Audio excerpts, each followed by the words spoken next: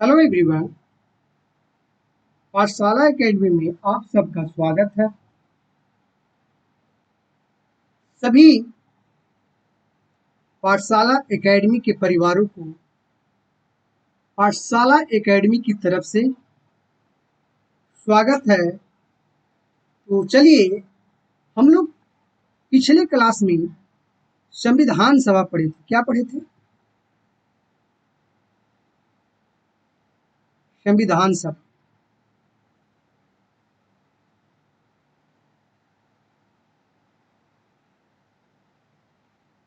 इसी संविधान सभा में 13 दिसंबर 1946 को पंडित जवाहरलाल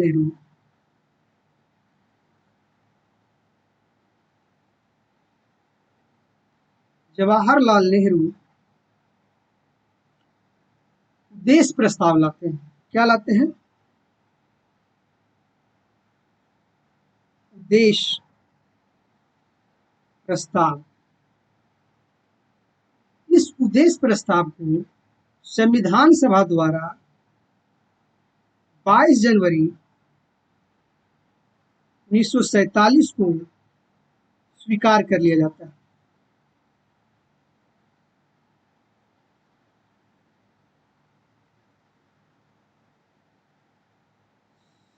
स्वीकारा जाता है। और जब संविधान बन जाता है तो लास्ट में सभी संविधान सभा के मेंबर से ये निर्णय लिया जाता है कि जो उद्देश्य प्रस्ताव था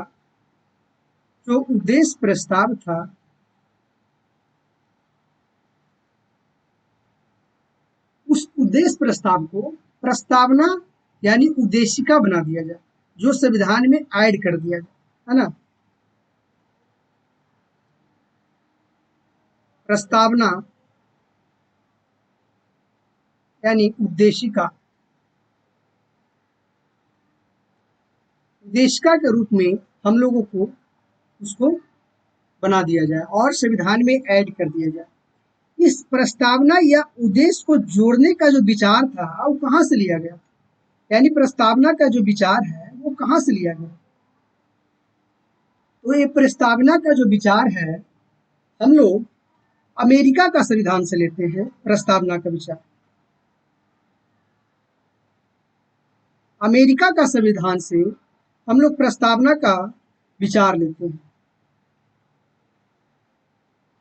आगे अगर क्वेश्चन पूछेगा कि प्रस्तावना कहाँ से लिया गया है तो हम लोग क्या बोलेंगे? अमेरिका से। लेकिन अगर पूछेगा क्वेश्चन कि प्रस्तावना का भाषा कहाँ से लिया गया है, तो क्या बोलेंगे?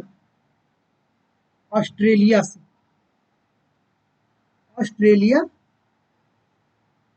ऑस्ट्रेलिया से।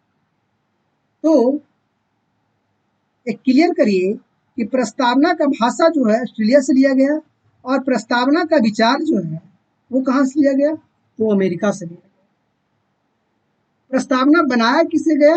तो जो 13 दिसंबर 1946 को पंडित जवाहरलाल नेहरू ने जो उद्देश्य प्रस्ताव पारित किया था उसे 22 जनवरी 1947 को स्वीकार कर लिया गया था। वही बाद में चलकर जब संविधान बन जाता है तो उस समय प्रस्तावना या उद्देशिका के रूप में हमारे संविधान में शामिल कर दिया जाता है। उसका विचार अमेरिका से लिया गया था और भाषा ऑस्ट्रेलिया से लिया गया था। एक क्वेश्चन उठता है, एक मन में सवाल उठता है कि प्रस्तावना है क्या? प्रस्तावना क्या है? एक क्वेश्चन उठता है। तो प्रस्तावना जो है वो संविधान के आदर्शों के बारे में बताता है। यानी प्रस्तावना जो है भारतीय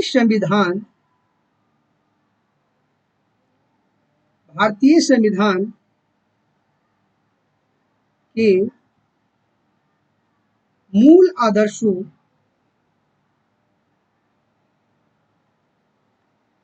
आदर्शों को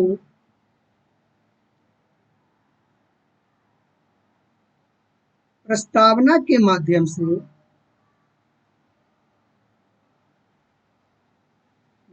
से संविधान में शामिल किया जाता है।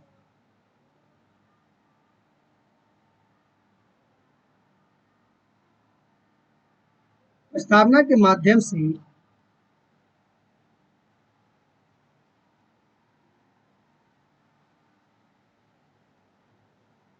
भारतीय संविधान में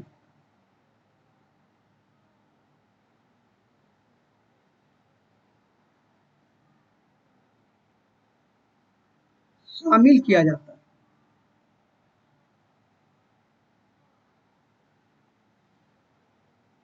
है ना। यानी जो संविधान का आदर्श है, उस आदर्श को ही प्रस्तावना में बताया गया है कि हमारा संविधान का आदर्श क्या क्या है, हमारा संविधान हमारे भारत की जनता को क्या क्या देता है, हमारा संविधान का प्रकृति कैसा है, हमारा संविधान में हमें क्या क्या, मतलब हमारा संविधान का नेचर कैसा है, वो हमें भारत की जनता को किस तरह की व्यवस्था देगी, किस तरह को देश बनाना चाहता है, ये हमारा प्रस्तावना में बताया गया। यानी कहा जाए तो एक आईडी कार्ड में, एक बच्चा स्कूल का बच्चा को देखते हैं तो एक आईडी कार्ड रहता है, उस आईडी कार्ड में उस बच्चा का डिटेल्स लिखा रहता है, वही क्या है, प्रस्तावना। यानी introduction of constitution is called preamble, है ना। प्रस्तावना जो है संविधान का परिचय पत्र, क्या है, परिचय पत्र। आगे चल के हम लोग पढ़ेंगे कि एन.ए. पालकीवाला ने ये कहा कि संविधान क्या है, तो सॉरी प्रस्तावना क्या है, तो संविधान का परिचय पत्र।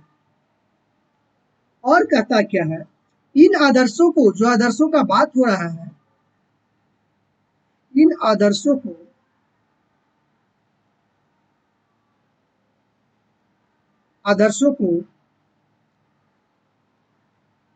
प्रस्तावना में उल्लेखित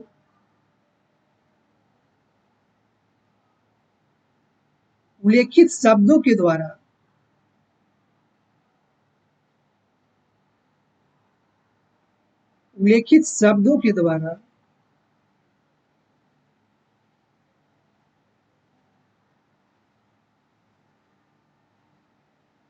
प्रस्तुत किया जाता है, प्रस्तुत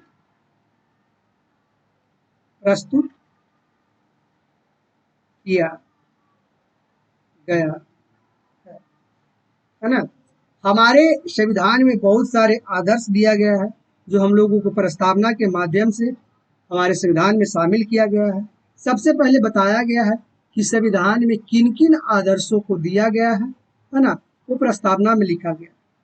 यानी संविधान जो पुस्तक है उसका फर्स्ट पृष्ठ में ही प्रस्तावना लिखा हुआ है, और उन आदर्शों को प्रस्तावना में उल्लेखित कुछ शब्दों के माध्यम से, कुछ शब्दों के द्वारा प्रस्तुत किया गया। उसी को हम लोग क्या कहते हैं, प्रस्तावना कहते हैं। प्रस्तावना और क्या है, इसे इसे संविधान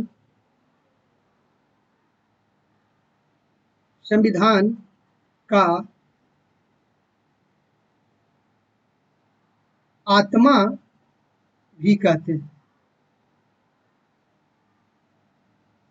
इसे संविधान का आत्मा भी कहते हैं।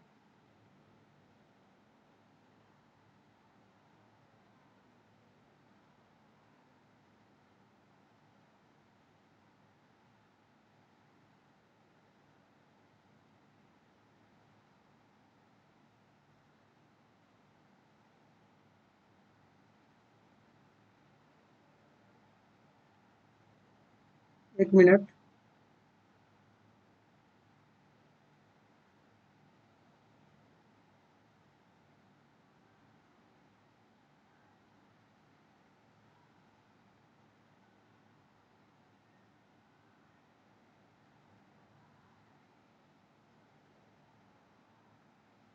इसे संविधान का आत्मा भी हम लोग कहते हैं।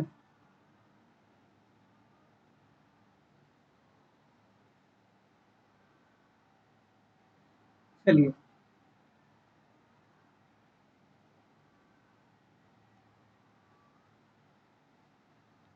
तो ये बात यहाँ आ गया।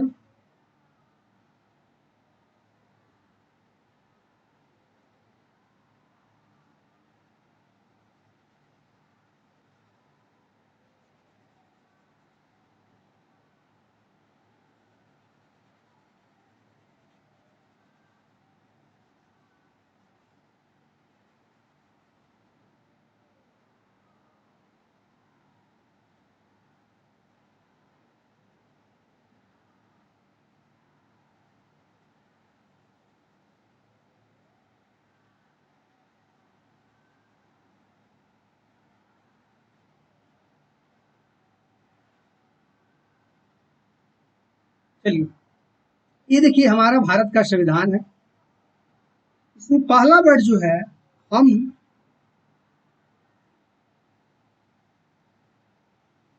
इसमें पहला वर्ड है हम भारत का लोग, है ना, भारत को एक, हम भारत को भारत के लोग, भारत को एक। हमारा संविधान में जो पहला पेज है उसमें प्रस्तावना लिखा हुआ है। उस प्रस्तावना का शुरुआत क्या चीज से हुआ है? हम भारत का लोग। यानी इसका मतलब ये हुआ कि हमें सबसे, जो हमारा सबसे मेन चीज है वो तो संविधान है, लेकिन संविधान को शक्ति कहाँ से मिलता है? तो भारत के लोग से शक्ति मिलता है ना। कहाँ से मिलता है? भारत के लोग से शक्ति मिलता है। तो चलिए,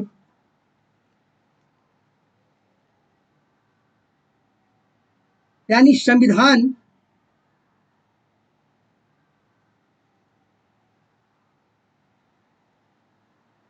संविधान के स्रोत का बात किया जाए,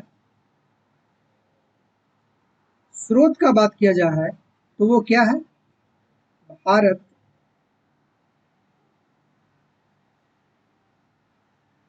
भारत के लोग।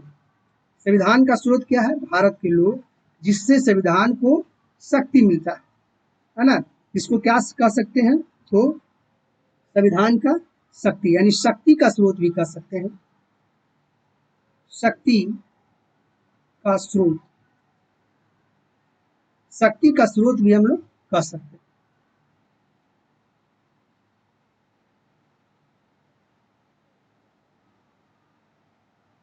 संविधान में, संविधान जो, सॉरी, प्रस्तावना जो है, प्रस्तावना जो है, जो हमारे संविधान की प्रकृति को कैसा बताता है? संविधान की प्रकृति की व्याख्या प्रस्तावना में कैसे किया गया है ना। स्वरूप कैसा है? स्वरूप या प्रकृति,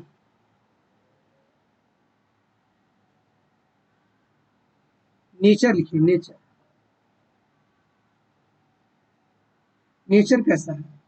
तो प्रस्तावना में बताया गया है भारत के बारे में, हमारा देश के बारे में, कि हम क्या हैं? तो हम संपूर्ण प्रभुत्व संपन्न, संपूर्ण प्रभुत्व संपन्न।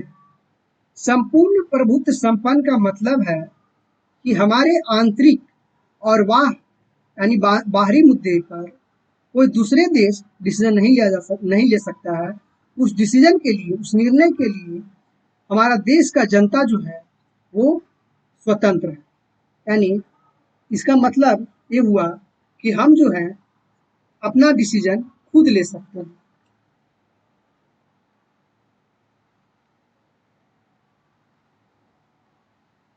अपना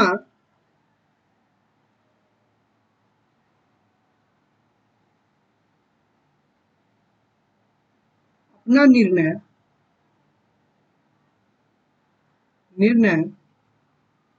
लेने के लिए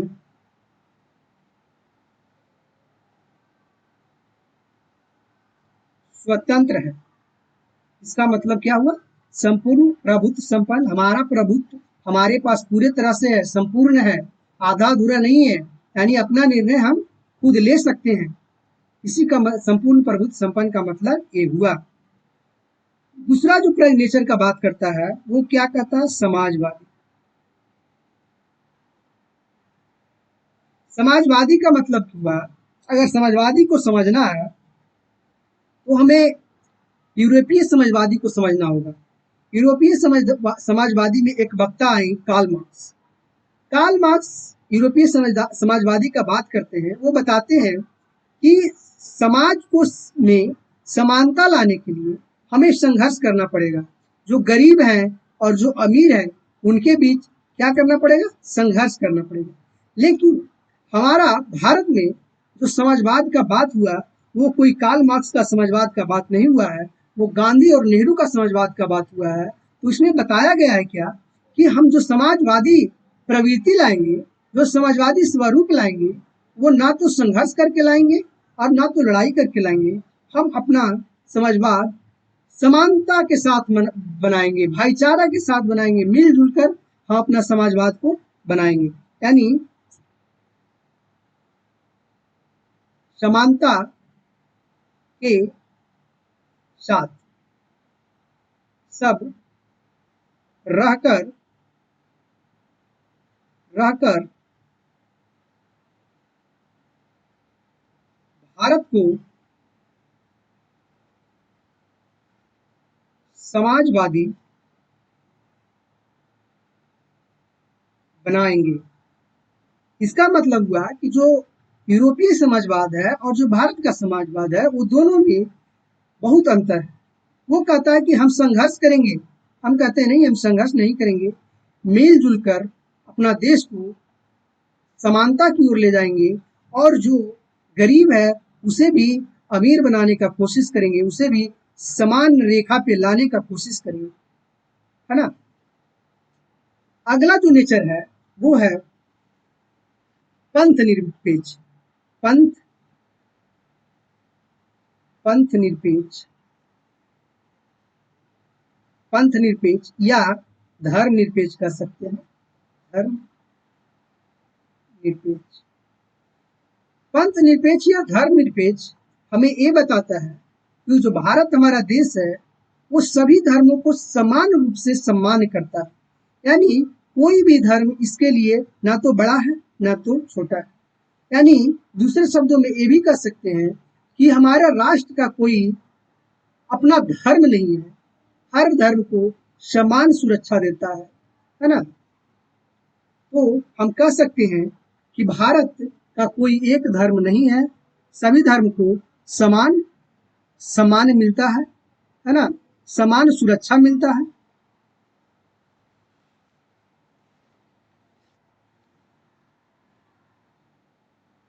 तो चलिए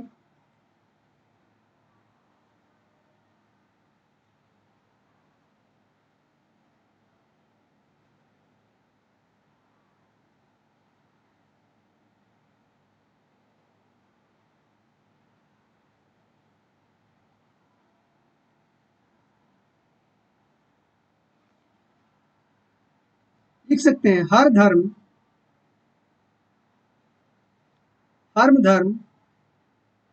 को मानने और ना मानने की आजादी।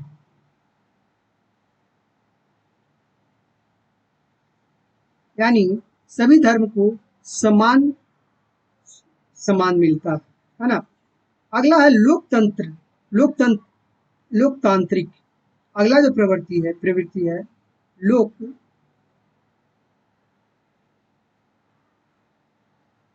तांत्रिक की बात किया कहा गया है। यानी इसमें लोकतांत्रिक या लोकतंत्र का मतलब ये हुआ कि जो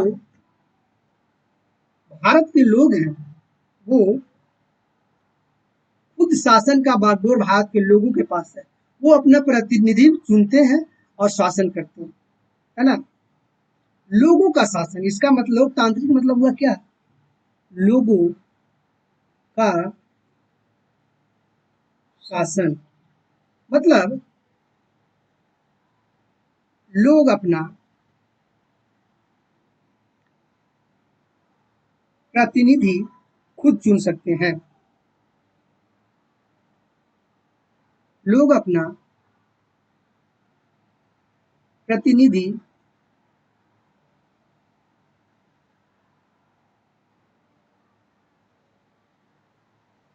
निधि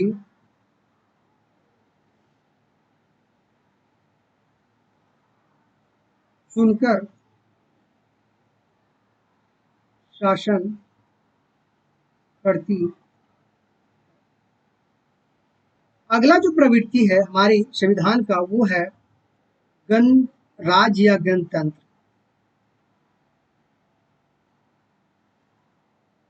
गणराज्य या गणतंत्र।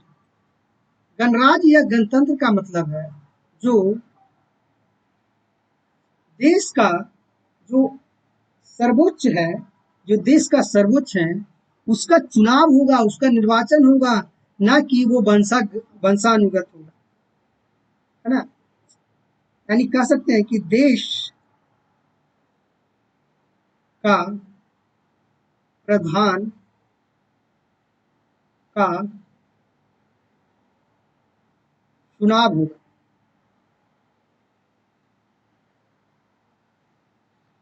वंशानुगत नहीं, वंशानुगत नहीं होंगे। गणराज्य का मतलब ये हुआ। चलिए एक बार और रिवीजन करते हैं। देखिए, जो बातें हम लोग बोले, जो हम लोग बात पढ़े, वो हमारे भारतीय संविधान की प्रस्तावना उद्देशिका में दिया गया है। तो देखिए क्या दिया गया है। तो देखिए, हम भारत को ले लोग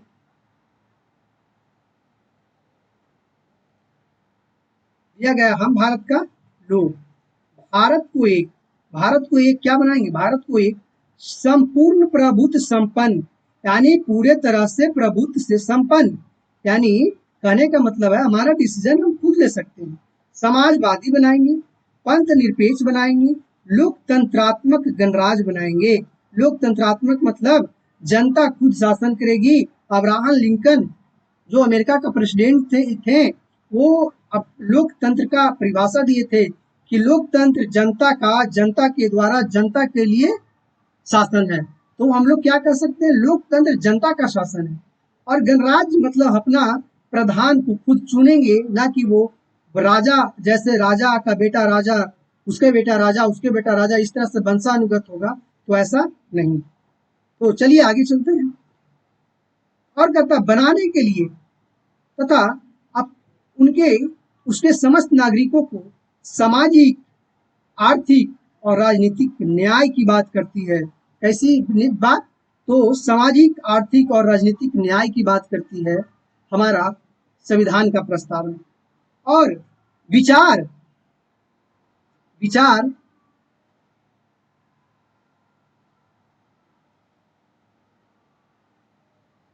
विचार अभिव्यक्ति, विश्वास, धर्म और उपासना की स्वतंत्रता।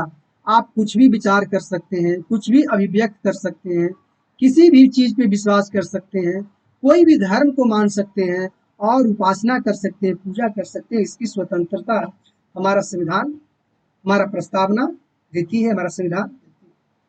प्रतिष्ठा और अवसर का समानता, आपको प्रतिष्ठा, समान प्रतिष्ठा मिलेगा और अवसर भी समान। हमारा मूल अधिकार में भी अवसर का बात का किया गया है ना। तो प्रतिष्ठा और अवसर का समानता, समानता मतलब हर को, सभी को समान नजर से देखा जाएगा, तथा उन सब में व्यक्ति की गरिमा और राष्ट्र की एकता और अखंडता सुनिश्चित करने वाली बंधुता बढ़ाने के लिए सब में व्यक्ति की गरिमा, व्यक्ति की गरिमा को देखते हुए काम किया जाएगा। व्यक्ति की गरिमा को हम लोग अपमान नहीं करेंगे। मतलब कहने का मतलब है, संविधान में लिखा गया है कि कोई भी आदमी व्यक्ति की गरिमा को अपमान नहीं करेगा, राष्ट्र की एकता को बनाए रखेगा। हमारा देश विविधता में एकता हमारा देश में देखा जाता है, तो उसमें राष्ट्र की एकता को की बात की गई है। हमारा देश विविध तरह का धर्म को मानने वाला है, विविध तरह का कल्चर को मानने वाला है, लेकिन फिर भी उसमें एकता बनाए रखना है। अखंडता, देश को खंडन होने से रोकना, बचाना है, देश को अखंड रखना है। सुनिश्चित करने वाली बंधुता, बंधुता बढ़ाने के लिए, सुनिश्चित करने वाली बंधुता मतलब भाईचारा बढ़ाने के लिए दृढ़ संकल्प होकर अपने इस संविधान सभा में आज तारीख 26 नवंबर 1949 को 26 नवंबर 1949 को एदत द्वारा इस संविधान को अंगीकृत, अधिनियमित और आत्मसमर्पित किया जाता है। यानी हमारे प्रस्तावना को भी 26 नवंबर 1949 को 26 नवंबर 1949 को ही अपना लिया गया था। 26 नवंबर 1949 को ही अपना लिया गया था। तो चलिए हम लोग स्वतंत्रता के बारे में पढ़ते हैं। तो हमारा संविधान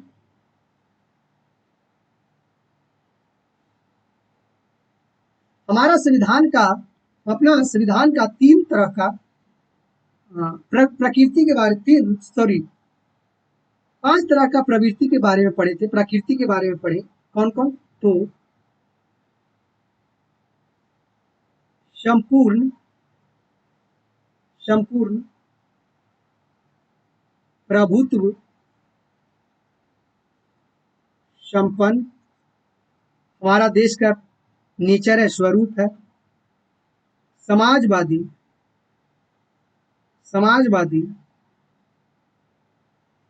पंथ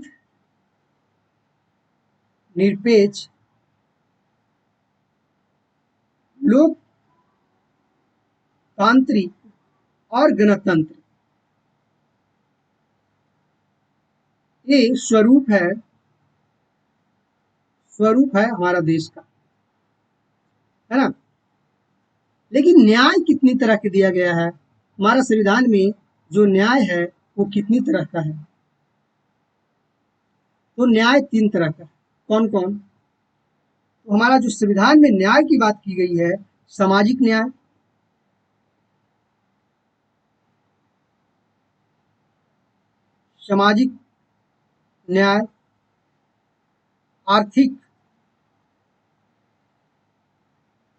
आर्थिक न्याय की बात की गई है, और राजनैतिक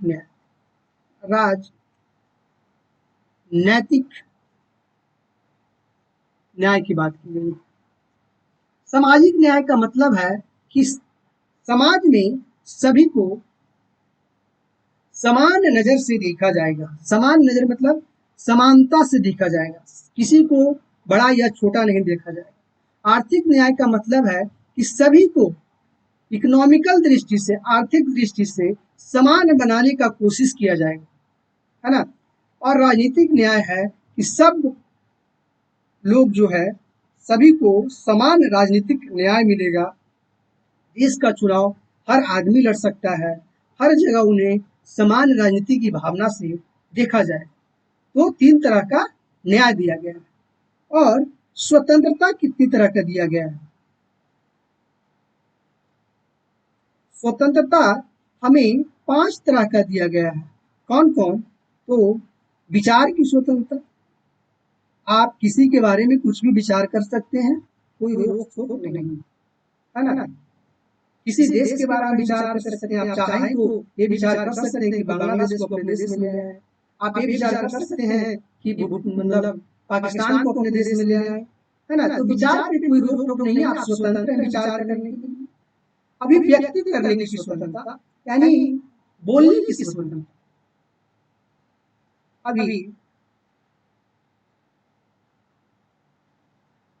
अभिव्यक्ति करने की स्वतंत्रता, आप कुछ भी बोल सकते हैं किसी के बारे में, इसकी रोक टोक नहीं है। लेकिन कुछ मायने में कभी कभी ये अगर दूसरे के मूल अधिकार को खंडन करता है, तब वहां यहाँ पे रोक लगाया जाता है ना।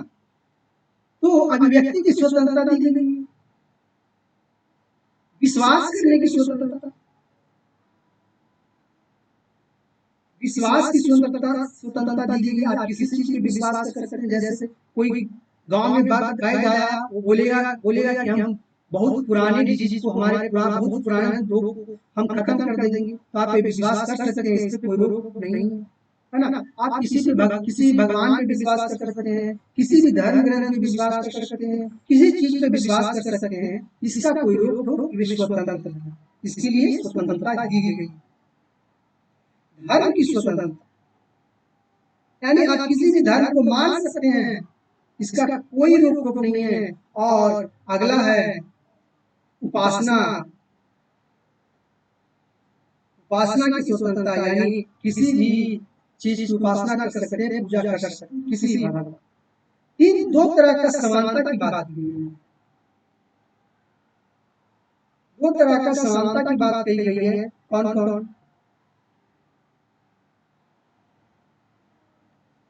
2 तरह की समानता की बात की गई। कौन कौन? प्रतिष्ठा की समानता और अवसर की समानता। यानी समान प्रतिष्ठा दिया जाएगा। अगर आप कहीं भी गए और आपको समान प्रतिष्ठा नहीं मिली है तो ऐसा नहीं है। हमारा संविधान कहता है कि आपको संविधान के अनुसार समान प्रतिष्ठा दिया जाता है। जैसे कोर्ट में आप गए, सबसे अच्छा एग्जाम्पल है, कोर्ट में गए तो जज साहब ऊपर होते हैं, लेकिन सारा जनता, या तो वो विधायक हो, नेता हो, या तो बड़े बड़े अंबानी जैसे आदमी, वो एक ही लाइन में रहते हैं। यहाँ पे समानता देखी जाती है कोर्ट के सामने, न्यायालय के सामने। अवसर की समानता, समान अवसर दिया जाएगा। कहने का मतलब है कि अगर आपका नॉलेज इतना है और जो गरीब तबके के, दलित तबके के लोग हैं, उसके पास नॉलेज नहीं है, तो उनको कुछ छूट दे करके आपके आपको और दोनों का अवसर समान किया जाएगा, है ना। इनको छूट दिया जाएगा। इस तरह से अवसर की समानता की बात की गई है। और व्यक्ति की गरिमा की बात की गई है। व्यक्ति की गरिमा है तो बंधुता, और दो तरह का समानता और बंधुता की बात की गई है, जो गरिमा के साथ बंधुता, है ना। अगर किसी चीज को, किसी को आप भाई मानते हैं तो उसको गरिमा भी दो दीजिए, उसको इज्जत भी दीजिए। बंधुत्व की बात की गई है ना। व्यक्ति की गरिमा और राष्ट्र की एकता एवं अखंडता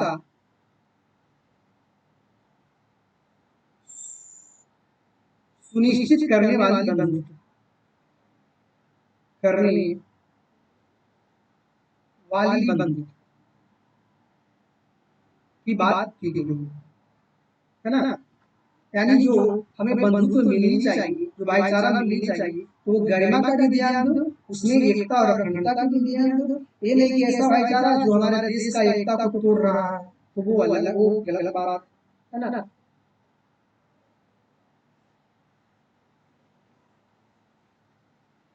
आगे हम लोग पढ़ेंगे एक संविधान संशोधन के बारे में, जो है 42वां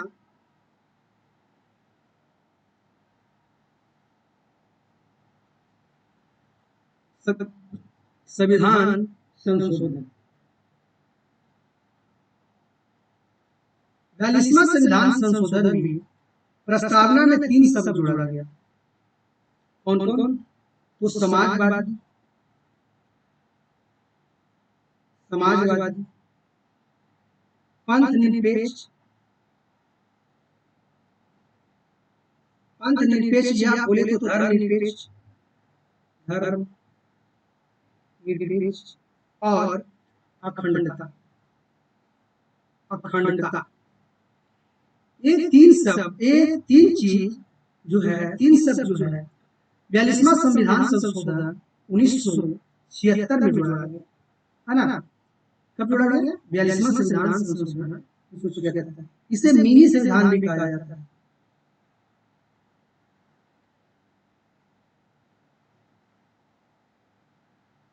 मिनी कॉन्स्टिट्यूशन किसको? 42वां संविधान संशोधन।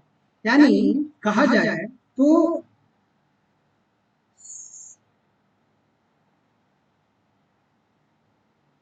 संपूर्ण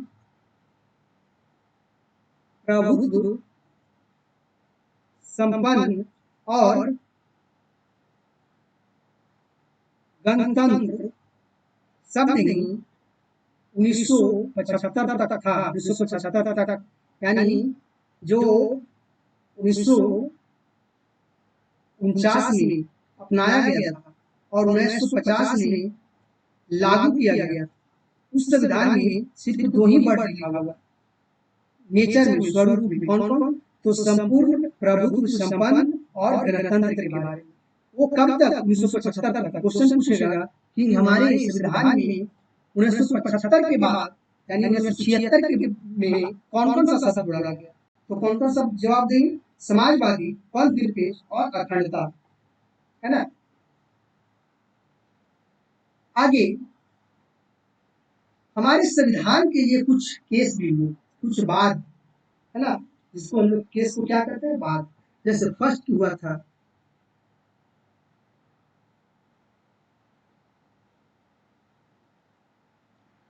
बेरूबारी, बेरूबारी,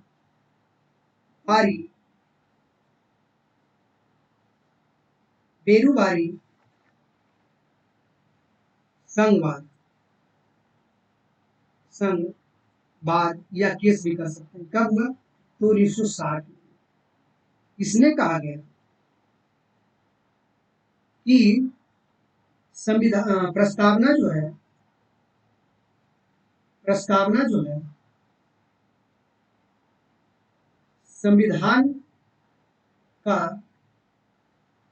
भाग नहीं। इसमें क्या कहा गया? प्रस्तावना संविधान का भाग नहीं। अगला केस आता है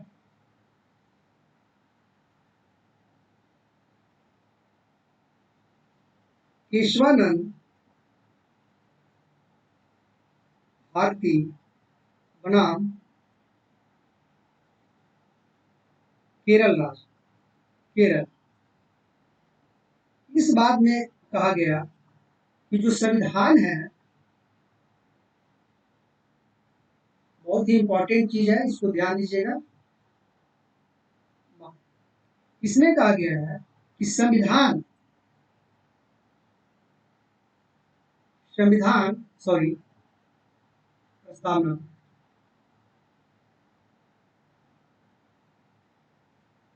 प्रस्तावना संविधान का भाग है और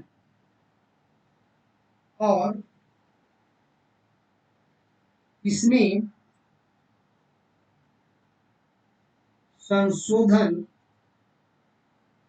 किया जा सकता है, जा सकता है। लेकिन लेकिन संविधान का मूल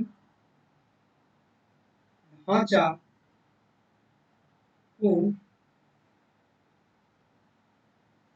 ध्यान में रखते हुए, यानी कहा गया केशवानंद भारती बनाम केरल राज्य में सुप्रीम कोर्ट, ये सब जो केस लड़ रही थी सुप्रीम कोर्ट में चल रहा था, सुप्रीम कोर्ट में केस चल रहा था, है ना। तो पहले तो 1960 में सुप्रीम कोर्ट कहती है कि प्रस्तावना संविधान का भाग नहीं, किसमें? बेरूबारी संघवाद में। दूसरा केशवानंद भारती बनाम केरल राज्यवाद आता है, उसमें प्रस्तावना संविधान का भाग है बताता है और कहता है इसमें संविधान संशोधन किया जा सकता है, लेकिन संविधान का मूल ढांचा का सिद्धांत दिया गया है।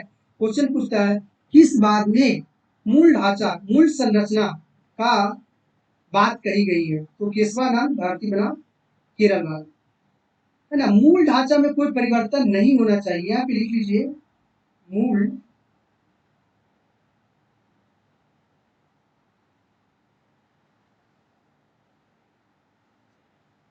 मूल ढांचा में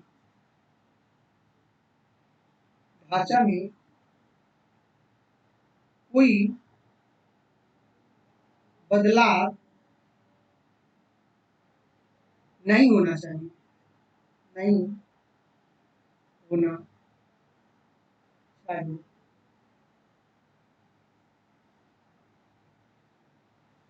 आगे एक और केस बनता है M R. Mumbai case, M R. Mumbai बार कब? तो 1994 में। इसमें भी केशवानंद भारती बनाम की जो बात था, जो उस केस की बात था, उसको ये क्या करता है? समर्थन करता है। और क्या कहता है कि प्रस्तावना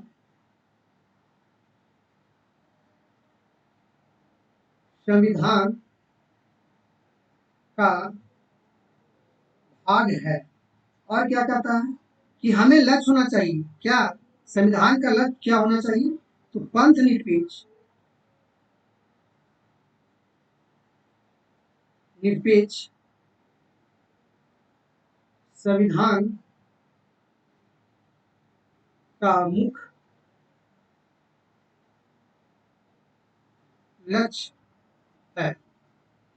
इसमें क्या कहा गया, प्रस्तावना संविधान का भाग है और पंथ निरपेक्ष जो धर्म निरपेक्ष जो है संविधान का मुख्य लक्ष्य है ना। आगे आता है भारतीय जीवन बीमा बाद, कब 1995 में। इसमें भी कहा जाता है कि प्रस्तावना संविधान का भाग है। तो याद रखिएगा कि बेरूवारी संघवाद में कहा गया 1960 में कहा गया प्रस्तावना संविधान का भाग नहीं है।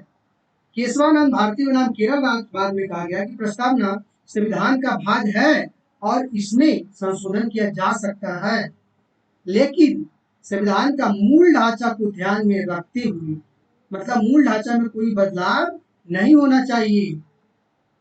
आगे एमआर मुंबई बाद में 1994 में हुआ, वो उसमें भी कहा गया कि संविधान प्रस्तावना संविधान का भाग है, पंथ निरपेक्ष संविधान का मुख्य लक्ष्य होना चाहिए, है ना। भारतीय जीवन बीमा बाद 1995 में कहा गया कि प्रस्तावना संविधान का भाग है। एक चीज और, अगर पूछेगा कि क्या प्रस्तावना जो है, प्रस्तावना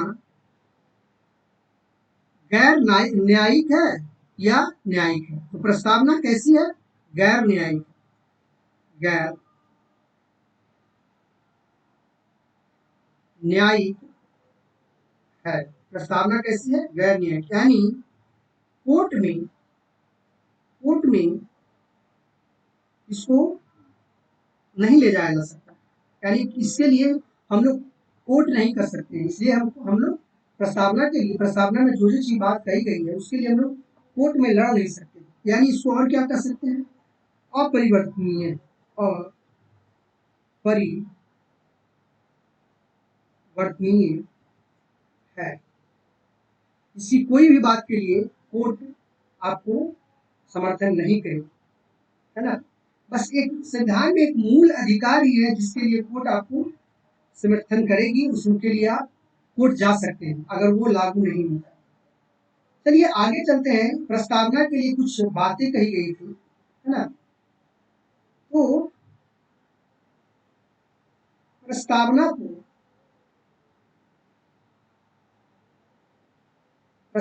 को संविधान का परिचय पत्र किसने कहा, परिचय पत्र किसने कहा, तो एन ए पालकीवाला, एन ए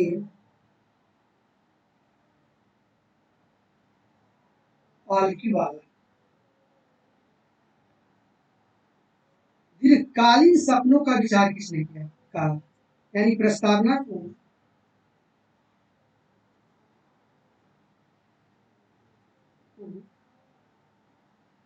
दीर्घकालीन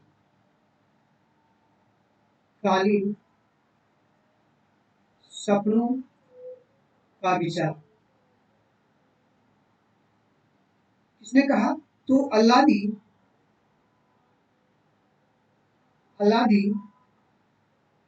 कृष्णा स्वामी अय्यर। बताइए ये कौन थे और क्या चीज का सदस्य थे, तो ड्राफ्टिंग कमेटी का सदस्य थे, है ना, अल्लादी कृष्णा स्वामी अय्यर।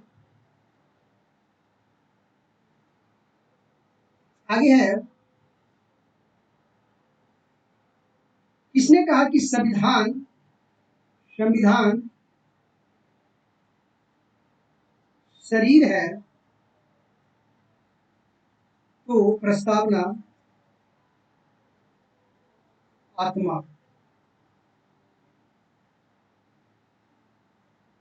आत्मा या आधारशिला।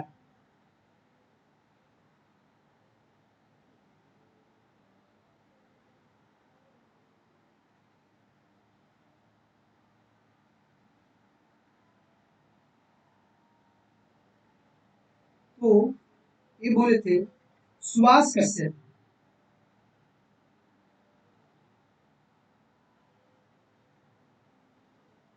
इससे बोले क्या कि संविधान शरीर है तो प्रस्तावना उसका आत्मा।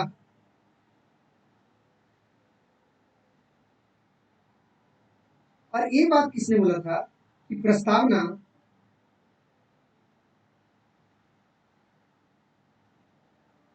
प्रस्तावना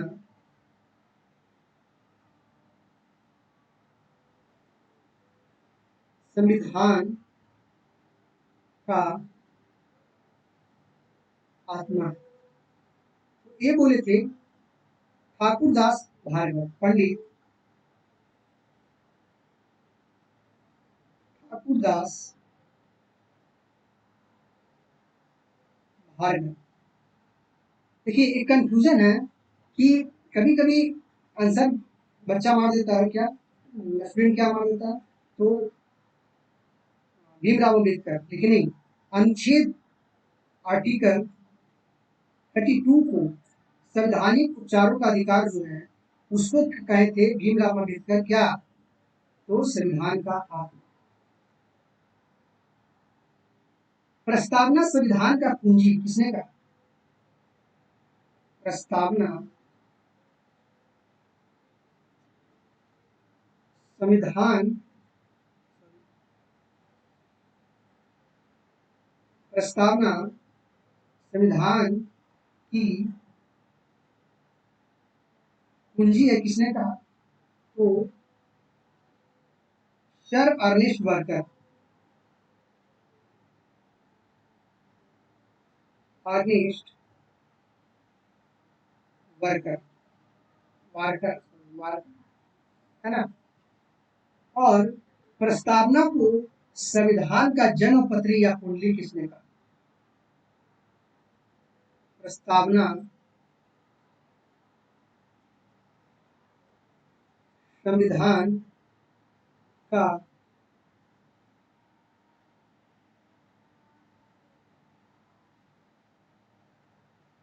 जन्म पत्री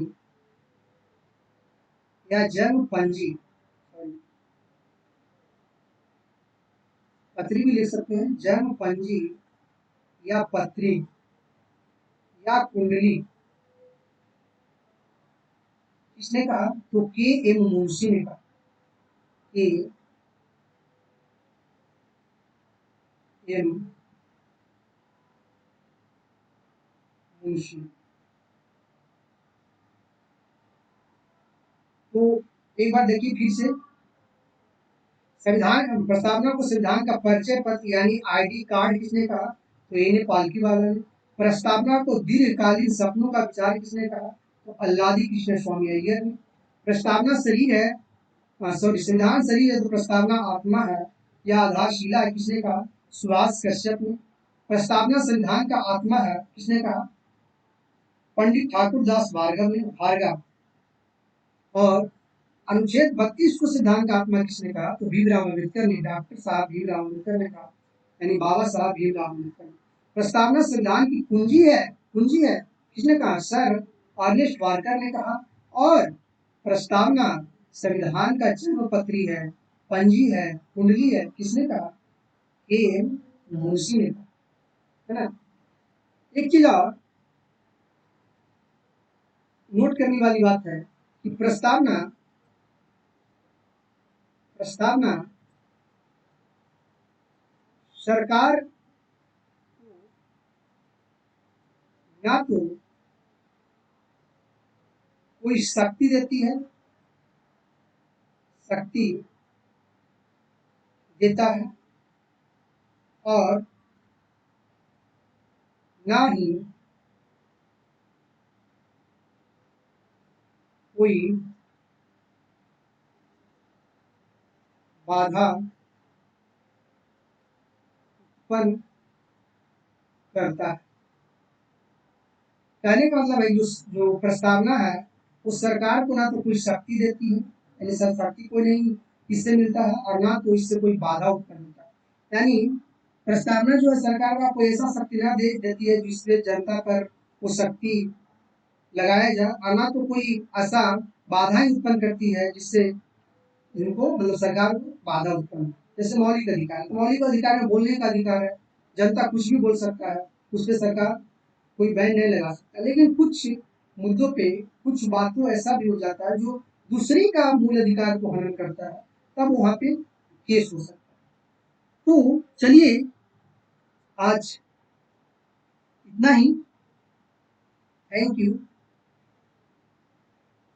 मुझे विश्वास होगा कि आप लोगों को प्रस्तावना समझ में आया होगा, और अगर कुछ गलतियाँ हुई होगी तो आप कमेंट में लिख कर बताइए कि क्या गलती हुई है, और चैनल को सब्सक्राइब करें, लाइक करें, शेयर करें, ताकि अधिक से अधिक लोगों तक ये वीडियो जा सके। धन्यवाद। जय हिंद।